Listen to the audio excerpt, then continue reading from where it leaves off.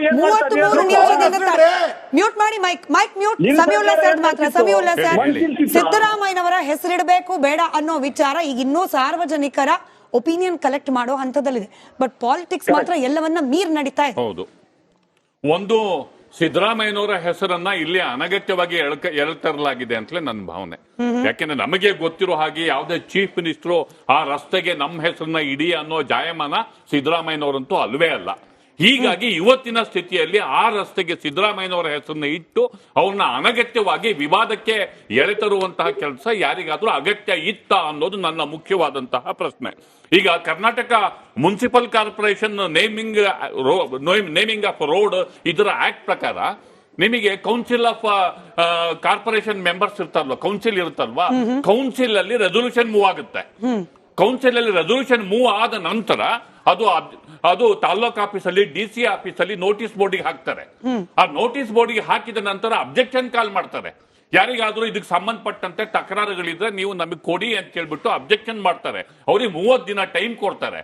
ಆ 30 ದಿನ ಅಬ್ಜೆಕ್ಷನ್ ಆದ ನಂತರ ಮತ್ತೆ ಅದು ಇದಕ್ಕೆ ಹೋಗುತ್ತೆ, ಕೌನ್ಸಿಲಿಗೆ ಹೋಗುತ್ತೆ, ಚುನಾಯಿತ ಬಾಡಿಗೆ ಹೋಗುತ್ತೆ, ಆಮೇಲೆ ಗೌರ್ಮೆಂಟಿಗೆ ಹೋಗುತ್ತೆ. ಗೌರ್ಮೆಂಟ್ ಅದಕ್ಕೆ ಅಪ್ರೂವಲ್ ಕೊಡ್ಬೇಕು. ಇಲ್ಲೇನಾಗಿದೆ ಅಂತಂದ್ರೆ ಸಿದ್ದರಾಮಯ್ಯನವ್ರನ್ನ ಎಂತ ಮುಜುಗರಕ್ಕೆ ಈ ನಾಯಕರು ಸಿಕ್ಕಿದ್ದಾರೆ ಅಂತಂದ್ರೆ, ಸಿದ್ದರಾಮಯ್ಯ ಸಿಎಂ ಇದ್ದಾರೆ, ಅವ್ರ ಸರ್ಕಾರಕ್ಕೆ ಅವ್ರದೇ ಹೆಸರಿಡುವಂತಹ ಒಂದು ಪತ್ರನ ಸಿದ್ದರಾಮಯ್ಯನವರು ಕ್ಲಿಯರ್ ಮಾಡುವಂತಹ ಪರಿಸ್ಥಿತಿ ಸಿದ್ದರಾಮಯ್ಯನವರು ಮುಜುಗರಕ್ಕೆ ಸಿಕ್ಕಿದ್ದಾರೆ. ನಾನೇ ಸಿಎಂ, ಮೈಸೂರಿಂದ ಆಫೀಸರ್ಸಿಗೆ ಪವರ್ ಇದೆ, ಅಫ್ಕೋರ್ಸ್ ಹೆಸರಿಡೋ ವಿಚಾರದಲ್ಲಿ ಆಫೀಸರ್ಸ್ಗೆ ಪವರ್ ಇದೆ. ಮತ್ತೆ ಹರೀಶ್ ಗೌಡ ಆಗ್ಲಿ ಮತ್ತೊಬ್ಬರಾಗ್ಲಿ ಅಭಿಮಾನದಿಂದ ಅವ್ರ ಲೀಡರ್ಗಳನ್ನ ಹೆಸರಿಡಿ ಅಂತ ಹೇಳೋದಕ್ಕೆ ಅವರಿಗೂ ಅಧಿಕಾರ ಇದೆ. ಮತ್ತು ಮೈಸೂರಿಗೆ ಸಿದ್ದರಾಮಯ್ಯನವರು ಮಾಡಿದ್ದಾರೆ. ಆದರೆ ಈ ಸಂದರ್ಭದಲ್ಲಿ ಎಲೆಕ್ಟೆಡ್ ಕೌನ್ಸಿಲ್ ಇಲ್ದಲೇ ಇರುವಂತಹ ಸಂದರ್ಭದಲ್ಲಿ ಇಷ್ಟು ತರಾತುರಿನಲ್ಲಿ ಕಾಂಟ್ರವರ್ಸಿಗಳ ನಡುವೆ ಸಿದ್ದರಾಮಯ್ಯನವರ ಹೆಸರು ಖುದ್ದು ಸಿದ್ದರಾಮಯ್ಯ ಒಪ್ಪಲ್ಲ. ಈಗ ಏನಾಗುತ್ತೆ, ಆಯ್ತಪ್ಪ ಇಲ್ಲಿ ಕೌನ್ಸಿಲ್ ಆಫೀಸರ್ಸ್ ರೆಕಮೆಂಡ್ ಮಾಡಿ ಪಬ್ಲಿಕ್ ಅಬ್ಜೆಕ್ಷನ್ ಮಾಡಿದ ಮೇಲೆ ಒಂದು ನೋಟಿಫಿಕೇಶನ್ ಮಾಡಿ ಅರ್ಬನ್ ಡೆವಲಪ್ಮೆಂಟ್ ಡಿಪಾರ್ಟ್ಮೆಂಟ್ ಇಲ್ಲಿ ಭೈರತಿ ಬಸವರಾಜ್ ಅವ್ರ ಮುಂದೆ ಬರುತ್ತೆ ಅಂತ ತಿಳ್ಕೊಳ್ಳಿ. ಇಲ್ಲಿ ಸ್ಟೇಟ್ ಗೌರ್ಮೆಂಟ್ ಇಂದ ಅಂತಂದ್ರೆ ಸಿದ್ದರಾಮಯ್ಯ ಸಿಎಂ ಆಗಿದ್ದು ಅವ್ರದೇ ಗೌರ್ಮೆಂಟ್ ಅಲ್ಲಿ ಅವ್ರದೇ ಊರಲ್ಲಿ ಅವ್ರದೇ ರಸ್ತೆಗೆ ಅವ್ರ ಹೆಸರು ಇಟ್ಕೊಳ್ಳೋದಕ್ಕೆ ಅವರೇ ಅಪ್ರೂವ್ ಮಾಡಿದ್ರು ಅಂತ ಅವ್ರ ಮೇಲೆ ಬರುತ್ತೆ. ಇದು ಅತ್ಯಂತ ಎಂಬ್ರಾಸಿಂಗ್. ಅದು ಒಬ್ಬ ಮುಖ್ಯಮಂತ್ರಿಗೆ ಇರಿಸು ಮೂಡಿಸೋದು. ಹೀಗಾಗಿ ಈ ಕಾಂಟ್ರವರ್ಸಿ ಆಯ್ತು ಅಂತ ಅವ್ರ ಕಿವಿಗೆ ಬಿತ್ತು ಅಂದ್ರೆ ಹೋಗ್ರಲ್ಲೇ ಯಾವನ್ ಹೆಸರು ಇಟ್ಬಿಟ್ಟ ಹೋಗ್ರ ಸುಮ್ಮನೋಗಿ ಅಂತ ಹೇಳೇ ಹೇಳ್ತಾರೆ. ನಿಜ.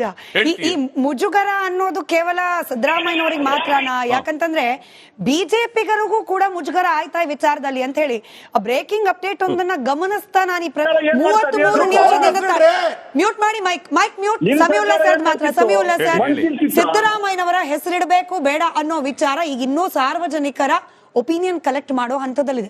ಬಟ್ ಪಾಲಿಟಿಕ್ಸ್ ಮಾತ್ರ ಎಲ್ಲವನ್ನ ಮೀರ್ ನಡೀತಾ ಇದೆ. ಹೌದು, ಒಂದು ಸಿದ್ದರಾಮಯ್ಯನವರ ಹೆಸರನ್ನ ಇಲ್ಲಿ ಅನಗತ್ಯವಾಗಿ ಎಳ್ತರಲಾಗಿದೆ ಅಂತಲೇ ನನ್ನ ಭಾವನೆ. ಯಾಕೆಂದ್ರೆ ನಮಗೆ ಗೊತ್ತಿರೋ ಹಾಗೆ ಯಾವುದೇ ಚೀಫ್ ಮಿನಿಸ್ಟರ್ ಆ ರಸ್ತೆಗೆ ನಮ್ಮ ಹೆಸರನ್ನ ಇಡಿ ಅನ್ನೋ ಜಾಯಮಾನ ಸಿದ್ದರಾಮಯ್ಯನವರಂತೂ ಅಲ್ವೇ ಅಲ್ಲ. ಹೀಗಾಗಿ ಇವತ್ತಿನ ಸ್ಥಿತಿಯಲ್ಲಿ ಆ ರಸ್ತೆಗೆ ಸಿದ್ದರಾಮಯ್ಯನವರ ಹೆಸರನ್ನ ಇಟ್ಟು ಅವ್ರನ್ನ ಅನಗತ್ಯವಾಗಿ ವಿವಾದಕ್ಕೆ ಎಳೆತರುವಂತಹ ಕೆಲಸ ಯಾರಿಗಾದ್ರೂ ಅಗತ್ಯ ಇತ್ತ ಅನ್ನೋದು ನನ್ನ ಮುಖ್ಯವಾದಂತಹ ಪ್ರಶ್ನೆ. ಈಗ Karnataka municipal corporation naming of road ಇದರ ಆಕ್ಟ್ ಪ್ರಕಾರ ನಿಮಗೆ ಕೌನ್ಸಿಲ್ ಆಫ್ ಕಾರ್ಪೊರೇಷನ್ ಮೆಂಬರ್ಸ್ ಇರ್ತಾರಲ್ವ, ಕೌನ್ಸಿಲ್ ಇರುತ್ತಲ್ವಾ, ಕೌನ್ಸಿಲ್ ಅಲ್ಲಿ ರೆಸೊಲ್ಯೂಷನ್ ಮೂವ್ ಆಗುತ್ತೆ. ಕೌನ್ಸಿಲ್ ಅಲ್ಲಿ ರೆಸೊಲ್ಯೂಷನ್ ಮೂವ್ ಆದ ನಂತರ ಅದು ತಾಲ್ಲೂಕ್ ಆಫೀಸಲ್ಲಿ ಡಿಸಿ ಆಫೀಸಲ್ಲಿ ನೋಟಿಸ್ ಬೋರ್ಡಿಗೆ ಹಾಕ್ತಾರೆ. ಆ ನೋಟಿಸ್ ಬೋರ್ಡಿಗೆ ಹಾಕಿದ ನಂತರ ಅಬ್ಜೆಕ್ಷನ್ ಕಾಲ್ ಮಾಡ್ತಾರೆ. ಯಾರಿಗಾದ್ರೂ ಇದಕ್ಕೆ ಸಂಬಂಧಪಟ್ಟಂತೆ ತಕರಾರುಗಳಿದ್ರೆ ನೀವು ನಮಗೆ ಕೊಡಿ ಅಂತ ಹೇಳ್ಬಿಟ್ಟು ಅಬ್ಜೆಕ್ಷನ್ ಮಾಡ್ತಾರೆ. ಅವ್ರಿಗೆ 30 ದಿನ ಟೈಮ್ ಕೊಡ್ತಾರೆ. ಆ 30 ದಿನ ಅಬ್ಜೆಕ್ಷನ್ ಆದ ನಂತರ ಮತ್ತೆ ಅದು ಇದಕ್ಕೆ ಹೋಗುತ್ತೆ, ಕೌನ್ಸಿಲಿಗೆ ಹೋಗುತ್ತೆ, ಚುನಾಯಿತ ಬಾಡಿಗೆ ಹೋಗುತ್ತೆ, ಆಮೇಲೆ ಗೌರ್ಮೆಂಟಿಗೆ ಹೋಗುತ್ತೆ. ಗೌರ್ಮೆಂಟ್ ಅದಕ್ಕೆ ಅಪ್ರೂವಲ್ ಕೊಡ್ಬೇಕು. ಇಲ್ಲೇನಾಗಿದೆ ಅಂತಂದ್ರೆ ಸಿದ್ದರಾಮಯ್ಯನವ್ರನ್ನ ಎಂತ ಮುಜುಗರಕ್ಕೆ ಈ ನಾಯಕರು ಸಿಕ್ಕಿದ್ದಾರೆ ಅಂತಂದ್ರೆ, ಸಿದ್ದರಾಮಯ್ಯ ಸಿಎಂ ಇದ್ದಾರೆ, ಅವ್ರ ಸರ್ಕಾರಕ್ಕೆ ಅವ್ರದೇ ಹೆಸರಿಡುವಂತಹ ಒಂದು ಪತ್ರನ ಸಿದ್ದರಾಮಯ್ಯನವರು ಕ್ಲಿಯರ್ ಮಾಡುವಂತಹ ಪರಿಸ್ಥಿತಿ ಸಿದ್ದರಾಮಯ್ಯನವರು ಮುಜುಗರಕ್ಕೆ ಸಿಕ್ಕಿದ್ದಾರೆ. ನಾನೇ ಸಿಎಂ, ಮೈಸೂರಿಂದ ಆಫೀಸರ್ಸಿಗೆ ಪವರ್ ಇದೆ, ಅಫ್ಕೋರ್ಸ್ ಹೆಸರಿಡೋ ವಿಚಾರದಲ್ಲಿ ಆಫೀಸರ್ಸ್ಗೆ ಪವರ್ ಇದೆ. ಮತ್ತೆ ಹರೀಶ್ ಗೌಡ ಆಗ್ಲಿ ಮತ್ತೊಬ್ಬರಾಗ್ಲಿ ಅಭಿಮಾನದಿಂದ ಅವ್ರ ಲೀಡರ್ಗಳನ್ನ ಹೆಸರಿಡಿ ಅಂತ ಹೇಳೋದಕ್ಕೆ ಅವರಿಗೂ ಅಧಿಕಾರ ಇದೆ. ಮತ್ತು ಮೈಸೂರಿಗೆ ಸಿದ್ದರಾಮಯ್ಯನವರು ಮಾಡಿದ್ದಾರೆ. ಆದರೆ ಈ ಸಂದರ್ಭದಲ್ಲಿ ಎಲೆಕ್ಟೆಡ್ ಕೌನ್ಸಿಲ್ ಇಲ್ದಲೇ ಇರುವಂತಹ ಸಂದರ್ಭದಲ್ಲಿ ಇಷ್ಟು ತರಾತುರಿನಲ್ಲಿ ಕಾಂಟ್ರವರ್ಸಿಗಳ ನಡುವೆ ಸಿದ್ದರಾಮಯ್ಯನವರ ಹೆಸರು ಖುದ್ದು ಸಿದ್ದರಾಮಯ್ಯ ಖುದ್ದು ಸಿದ್ದರಾಮಯ್ಯ ಒಪ್ಪಲ್ಲ. ಈಗ ಏನಾಗುತ್ತೆ, ಆಯ್ತಪ್ಪ ಇಲ್ಲಿ ಕೌನ್ಸಿಲ್ ಆಫೀಸರ್ಸ್ ರೆಕಮೆಂಡ್ ಮಾಡಿ ಪಬ್ಲಿಕ್ ಅಬ್ಜೆಕ್ಷನ್ ಮಾಡಿದ ಮೇಲೆ ಒಂದು ನೋಟಿಫಿಕೇಶನ್ ಮಾಡಿ ಅರ್ಬನ್ ಡೆವಲಪ್ಮೆಂಟ್ ಡಿಪಾರ್ಟ್ಮೆಂಟ್ ಇಲ್ಲಿ ಭೈರತಿ ಬಸವರಾಜ್ ಅವ್ರ ಮುಂದೆ ಬರುತ್ತೆ ಅಂತ ತಿಳ್ಕೊಳ್ಳಿ. ಇಲ್ಲಿ ಸ್ಟೇಟ್ ಗೌರ್ಮೆಂಟ್ ಇಂದ ಹ್ಞೂ ಅಂತಂದ್ರೆ ಸಿದ್ದರಾಮಯ್ಯ ಸಿಎಂ ಆಗಿದ್ದು ಅವ್ರದೇ ಗೌರ್ಮೆಂಟ್ ಅಲ್ಲಿ ಅವ್ರದೇ ಊರಲ್ಲಿ ಅವ್ರದೇ ರಸ್ತೆಗೆ ಅವ್ರ ಹೆಸರು ಇಟ್ಕೊಳ್ಳೋದಕ್ಕೆ ಅವರೇ ಅಪ್ರೂವ್ ಮಾಡಿದ್ರು ಅಂತ ಅವ್ರ ಮೇಲೆ ಬರುತ್ತೆ. ಇದು ಅತ್ಯಂತ ಎಂಬ್ರಾಸಿಂಗ್. ಅದು ಒಬ್ಬ ಮುಖ್ಯಮಂತ್ರಿಗೆ ಇರಿಸು ಮೂಡ್ಸೋದು. ಹೀಗಾಗಿ ಈ ಕಾಂಟ್ರವರ್ಸಿ ಆಯ್ತು ಅಂತ ಅವ್ರ ಕಿವಿಗೆ ಬಿತ್ತು ಅಂದ್ರೆ ಹೋಗ್ರಲ್ಲೇ ಯಾವನ್ ಹೆಸರು ಇಟ್ಬಿಟ್ಟ ಹೋಗ್ರ ಸುಮ್ಮನೋಗಿ ಅಂತ ಹೇಳೇ ಹೇಳ್ತಾರೆ. ನಿಜ. ಈ ಮುಜುಗರ ಅನ್ನೋದು ಕೇವಲ ಸಿದ್ದರಾಮಯ್ಯನವ್ರಿಗೆ ಮಾತ್ರನಾ? ಯಾಕಂತಂದ್ರೆ ಬಿಜೆಪಿಗರಿಗೂ ಕೂಡ ಮುಜುಗರ ಆಯ್ತಾ ಈ ವಿಚಾರದಲ್ಲಿ ಅಂತ ಹೇಳಿ ಬ್ರೇಕಿಂಗ್ ಅಪ್ಡೇಟ್ ಒಂದನ್ನ ಗಮನಿಸ್ತಾ ನಾನು 33 ನಿಮಿಷದಿಂದ ಮ್ಯೂಟ್ ಮಾಡಿ ಮೈಕ್ ಮ್ಯೂಟ್. ಸಮೀವುಲ್ಲಾ ಸರ್ ಮಾತ್ರ. ಸಮೀವುಲ್ಲಾ ಸರ್, ಸಿದ್ದರಾಮಯ್ಯನವರ ಹೆಸರಿಡಬೇಕು ಬೇಡ ಅನ್ನೋ ವಿಚಾರ ಈಗ ಇನ್ನೂ ಸಾರ್ವಜನಿಕರ ಒಪಿನಿಯನ್ ಕಲೆಕ್ಟ್ ಮಾಡೋ ಹಂತದಲ್ಲಿದೆ. ಬಟ್ ಪಾಲಿಟಿಕ್ಸ್ ಮಾತ್ರ ಎಲ್ಲವನ್ನ ಮೀರ್ ನಡೀತಾ ಇದೆ. ಹೌದು. ಒಂದು ಸಿದ್ದರಾಮಯ್ಯನವರ ಹೆಸರನ್ನ ಇಲ್ಲಿ ಅನಗತ್ಯವಾಗಿ ಎಳ್ತರಲಾಗಿದೆ ಅಂತಲೇ ನನ್ನ ಭಾವನೆ. ಯಾಕೆಂದ್ರೆ ನಮಗೆ ಗೊತ್ತಿರೋ ಹಾಗೆ ಯಾವುದೇ ಚೀಫ್ ಮಿನಿಸ್ಟರ್ ಆ ರಸ್ತೆಗೆ ನಮ್ಮ ಹೆಸರನ್ನ ಇಡಿ ಅನ್ನೋ ಜಾಯಮಾನ ಸಿದ್ದರಾಮಯ್ಯನವರಂತೂ ಅಲ್ವೇ ಅಲ್ಲ. ಹೀಗಾಗಿ ಇವತ್ತಿನ ಸ್ಥಿತಿಯಲ್ಲಿ ಆ ರಸ್ತೆಗೆ ಸಿದ್ದರಾಮಯ್ಯನವರ ಹೆಸರನ್ನ ಇಟ್ಟು ಅವ್ರನ್ನ ಅನಗತ್ಯವಾಗಿ ವಿವಾದಕ್ಕೆ ಎಳೆತರುವಂತಹ ಕೆಲಸ ಯಾರಿಗಾದ್ರೂ ಅಗತ್ಯ ಇತ್ತ ಅನ್ನೋದು ನನ್ನ ಮುಖ್ಯವಾದಂತಹ ಪ್ರಶ್ನೆ. ಈಗ Karnataka municipal corporation naming of road ಇದರ ಆಕ್ಟ್ ಪ್ರಕಾರ ನಿಮಗೆ ಕೌನ್ಸಿಲ್ ಆಫ್ ಕಾರ್ಪೊರೇಷನ್ ಮೆಂಬರ್ಸ್ ಇರ್ತಾರಲ್ವಾ, ಕೌನ್ಸಿಲ್ ಇರುತ್ತಲ್ವಾ, ಕೌನ್ಸಿಲ್ ಅಲ್ಲಿ ರೆಸೊಲ್ಯೂಷನ್ ಮೂವ್ ಆಗುತ್ತೆ. ಕೌನ್ಸಿಲ್ ಅಲ್ಲಿ ರೆಸೊಲ್ಯೂಷನ್ ಮೂವ್ ಆದ ನಂತರ ಅದು ತಾಲ್ಲೂಕ್ ಆಫೀಸಲ್ಲಿ DC ಆಫೀಸಲ್ಲಿ ನೋಟಿಸ್ ಬೋರ್ಡಿಗೆ ಹಾಕ್ತಾರೆ. ಆ ನೋಟಿಸ್ ಬೋರ್ಡಿಗೆ ಹಾಕಿದ ನಂತರ ಅಬ್ಜೆಕ್ಷನ್ ಕಾಲ್ ಮಾಡ್ತಾರೆ. ಯಾರಿಗಾದ್ರೂ ಇದಕ್ಕೆ ಸಂಬಂಧಪಟ್ಟಂತೆ ತಕರಾರುಗಳಿದ್ರೆ ನೀವು ನಮಗೆ ಕೊಡಿ ಅಂತ ಕೇಳ್ಬಿಟ್ಟು ಅಬ್ಜೆಕ್ಷನ್ ಮಾಡ್ತಾರೆ. ಅವ್ರಿಗೆ 30 ದಿನ ಟೈಮ್ ಕೊಡ್ತಾರೆ.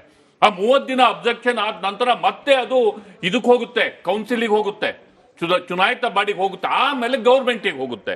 ಗೌರ್ಮೆಂಟ್ ಅದಕ್ಕೆ ಅಪ್ರೂವಲ್ ಕೊಡ್ಬೇಕು. ಇಲ್ಲೇನಾಗಿದೆ ಅಂತಂದ್ರೆ ಸಿದ್ದರಾಮಯ್ಯನವ್ರನ್ನ ಎಂತ ಮುಜುಗರಕ್ಕೆ ಈ ನಾಯಕರು ಸಿಕ್ಕಿದ್ದಾರೆ ಅಂತಂದ್ರೆ, ಸಿದ್ದರಾಮಯ್ಯ ಸಿಎಂ ಇದ್ದಾರೆ, ಅವ್ರ ಸರ್ಕಾರಕ್ಕೆ ಅವ್ರದೇ ಹೆಸರಿಡುವಂತಹ ಒಂದು ಪತ್ರನ ಸಿದ್ದರಾಮಯ್ಯನವರು ಕ್ಲಿಯರ್ ಮಾಡುವಂತಹ ಪರಿಸ್ಥಿತಿ ಸಿದ್ದರಾಮಯ್ಯನವರು ಮುಜುಗರಕ್ಕೆ ಸಿಕ್ಕಿದ್ದಾರೆ. ನಾನೇ ಸಿಎಂ, ಮೈಸೂರಿಂದ ಆಫೀಸರ್ಸಿಗೆ ಪವರ್ ಇದೆ. ಅಫ್ಕೋರ್ಸ್ ನೇಮಿಂಗ್ ಹೆಸರಿಡೋ ವಿಚಾರದಲ್ಲಿ ಆಫೀಸರ್ಸ್ಗೆ ಪವರ್ ಇದೆ. ಮತ್ತೆ ಹರೀಶ್ ಗೌಡ ಆಗ್ಲಿ ಮತ್ತೊಬ್ಬರಾಗ್ಲಿ ಅಭಿಮಾನದಿಂದ ಅವ್ರ ಲೀಡರ್ಗಳನ್ನ ಹೆಸರಿಡಿ ಅಂತ ಹೇಳೋದಕ್ಕೆ ಅವರಿಗೂ ಅಧಿಕಾರ ಇದೆ. ಮತ್ತು ಮೈಸೂರಿಗೆ ಸಿದ್ದರಾಮಯ್ಯನವರು ಮಾಡಿದ್ದಾರೆ. ಆದರೆ ಈ ಸಂದರ್ಭದಲ್ಲಿ ಎಲೆಕ್ಟೆಡ್ ಕೌನ್ಸಿಲ್ ಇಲ್ದಲೇ ಇರುವಂತಹ ಸಂದರ್ಭದಲ್ಲಿ ಇಷ್ಟು ತರಾತುರಿನಲ್ಲಿ ಕಾಂಟ್ರವರ್ಸಿಗಳ ನಡುವೆ ಸಿದ್ದರಾಮಯ್ಯನವರ ಹೆಸರು ಖುದ್ದು ಸಿದ್ದರಾಮಯ್ಯ ಒಪ್ಪಲ್ಲ. ಈಗ ಏನಾಗುತ್ತೆ, ಆಯ್ತಪ್ಪ ಇಲ್ಲಿ ಕೌನ್ಸಿಲ್ ಆಫೀಸರ್ಸ್ ರೆಕಮೆಂಡ್ ಮಾಡಿ ಪಬ್ಲಿಕ್ ಅಬ್ಜೆಕ್ಷನ್ ಮಾಡಿದ ಮೇಲೆ ಒಂದು ನೋಟಿಫಿಕೇಶನ್ ಮಾಡಿ ಅರ್ಬನ್ ಡೆವಲಪ್ಮೆಂಟ್ ಡಿಪಾರ್ಟ್ಮೆಂಟ್ ಇಲ್ಲಿ ಭೈರತಿ ಬಸವರಾಜ್ ಅವ್ರ ಮುಂದೆ ಬರುತ್ತೆ ಅಂತ ತಿಳ್ಕೊಳ್ಳಿ. ಇಲ್ಲಿ ಸ್ಟೇಟ್ ಗೌರ್ಮೆಂಟ್ ಇಂದ ಹ್ಞೂ ಅಂತಂದ್ರೆ ಸಿದ್ದರಾಮಯ್ಯ ಸಿಎಂ ಆಗಿದ್ದು ಅವ್ರದೇ ಗೌರ್ಮೆಂಟ್ ಅಲ್ಲಿ ಅವ್ರದೇ ಊರಲ್ಲಿ ಅವ್ರದೇ ರಸ್ತೆಗೆ ಅವ್ರ ಹೆಸರು ಇಟ್ಕೊಳ್ಳೋದಕ್ಕೆ ಅವರೇ ಅಪ್ರೂವ್ ಮಾಡಿದ್ರು ಅಂತ ಅವ್ರ ಮೇಲೆ ಬರುತ್ತೆ. ಇದು ಅತ್ಯಂತ ಎಂಬ್ರಾಸಿಂಗ್. ಅದು ಒಬ್ಬ ಮುಖ್ಯಮಂತ್ರಿಗೆ ಇರಿಸು ಮೂಡ್ಸೋದು. ಹೀಗಾಗಿ ಈ ಕಾಂಟ್ರವರ್ಸಿ ಆಯ್ತು ಅಂತ ಅವ್ರ ಕಿವಿಗೆ ಬಿತ್ತು ಅಂದ್ರೆ ಹೋಗ್ರಲ್ಲೇ ಯಾವನ್ ಹೆಸರು ಇಟ್ಬಿಟ್ಟ ಹೋಗ್ರ ಸುಮ್ಮನೋಗಿ ಅಂತ ಹೇಳೇ ಹೇಳ್ತಾರೆ. ನಿಜ. ಈ ಮುಜುಗರ ಅನ್ನೋದು ಕೇವಲ ಸಿದ್ದರಾಮಯ್ಯನವ್ರಿಗೆ ಮಾತ್ರನಾ? ಯಾಕಂತಂದ್ರೆ ಬಿಜೆಪಿಗರಿಗೂ